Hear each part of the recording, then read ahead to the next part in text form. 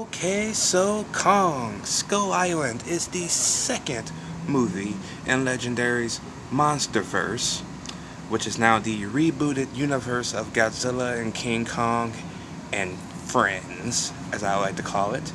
Plot of this movie is John Goodman and his other friend are a group of scientists, and they found this unknown island in the middle of nowhere. It's the only island nobody's ever heard of. So he leads a military escort to this island to discover what's on it. But when they get there, they are meted with a big, giant, angry ape who does not want them on his land. And Samuel Jackson's character has a vendetta against the giant ape. For if you've seen the trailer, then you kind of know what happens to most of the choppers in this movie. This movie was good.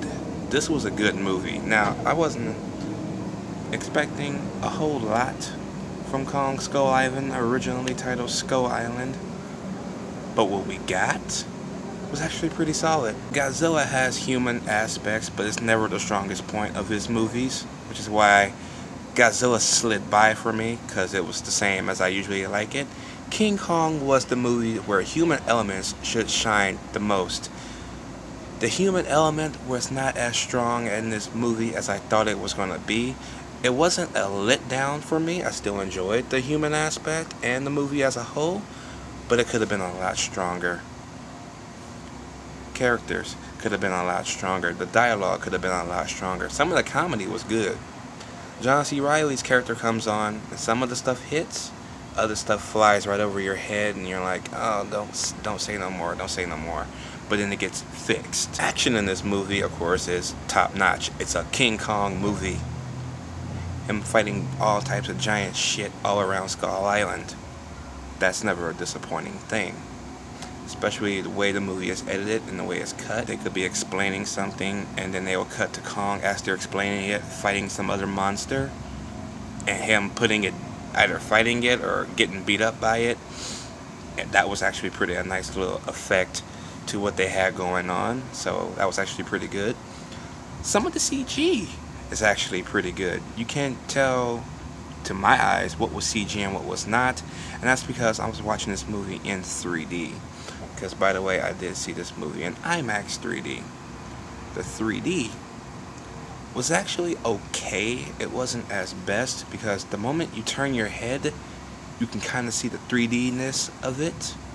Like, it kind of blurs out. I don't know if that was just because of the glasses we were wearing, which were kind of uncomfortable after a while.